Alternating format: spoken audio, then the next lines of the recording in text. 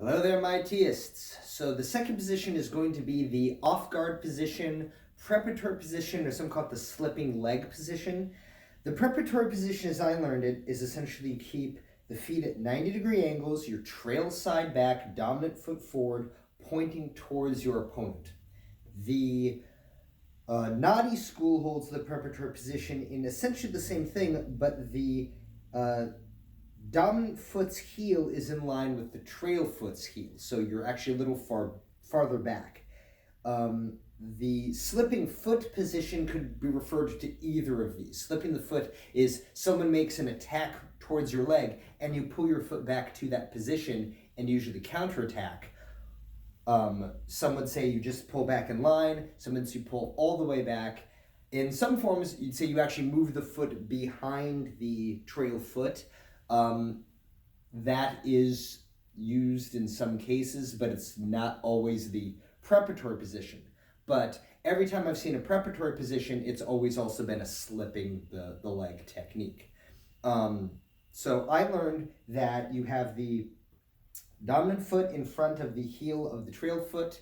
You put your dominant hand on your trail hip, in theory that you're holding your sword. The other hand holds the dominant shoulder with the idea of you're cutting off the center line and that you have an expansive opening gesture for when you draw the sword.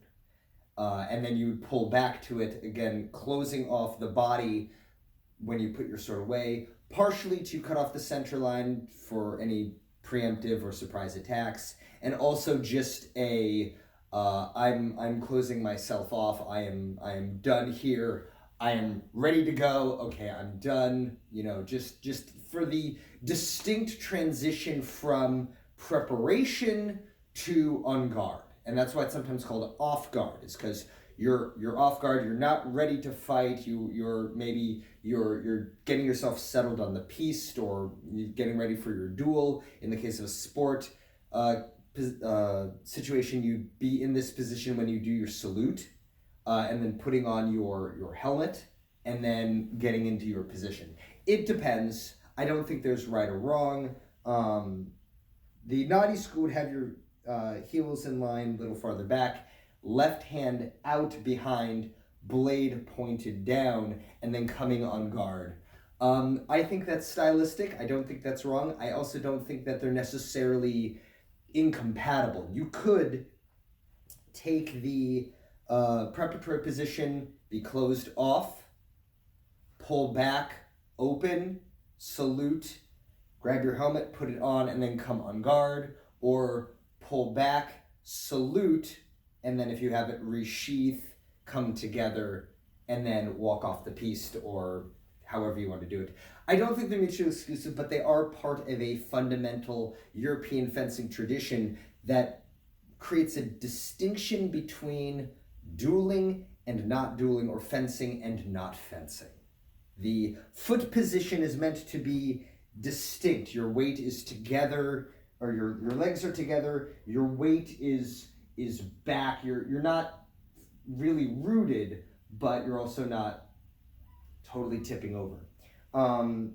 The foot position, as you can see here, the foot position of the dominant foot, in my case my right foot, is going to go behind the trail foot,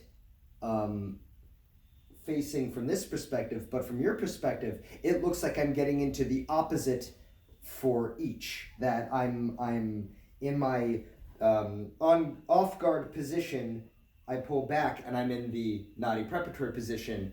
From here, I'm in my off guard position, which is the Nadi preparatory position from this angle, and now I'm in the preparatory position. Now I look like I'm off guard from this angle. So it's really the same set of foot positions.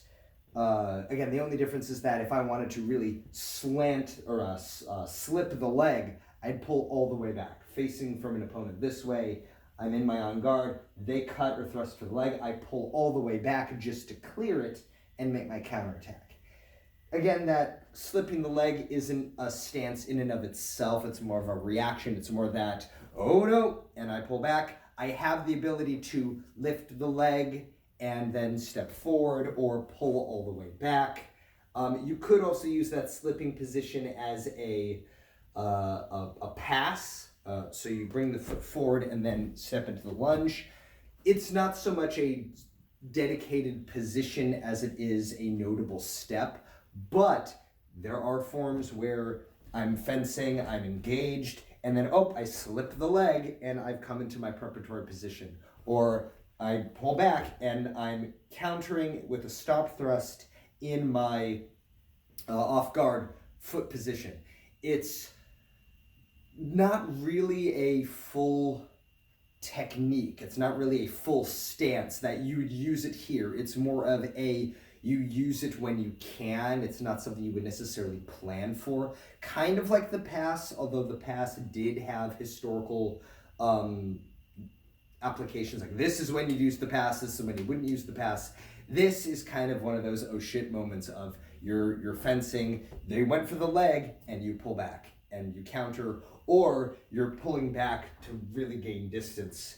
It really depends on you, but I want you to know this stance because it is something where you can help, if you don't like the slope swords position, or you're using a thrusting weapon, which is where most of these fencing traditions come from, something, the small sword that foil came from and later epee, they would use these positions for their preparatory stance like the slope swords. So this is a preparatory stance, but it does also have those unique tactical uses, mainly slipping the leg. You could also, in theory, bring the foot together into preparation and gain a little bit of extra distance. If I'm here, and I keep extending and I'm just short, and then I bring the leg up, that gives me just that extra distance I may need. It's not one of those things that you hear commonly, but it is there. So that's the off-guard position, preparatory position in the Nadi school, slipping the leg. I would say that this is slipping the leg forward to a degree, but the opposite of the slipping the leg in the grand Scottish tradition would be a pass. Just bringing that leg forward to be in the same position as slipping the leg back would be a pass. That would be a separate movement, but it's still in that vein. If they don't have a dedicated pass in that movement, they don't ever step forward like that for stylistic reasons, lineage reasons, maybe they just don't like it for their personal style, they may use that bringing into preparatory just to cover that same niche. So that covers that stance, and I will get the next one up soon. Till then, keep your teacups empty.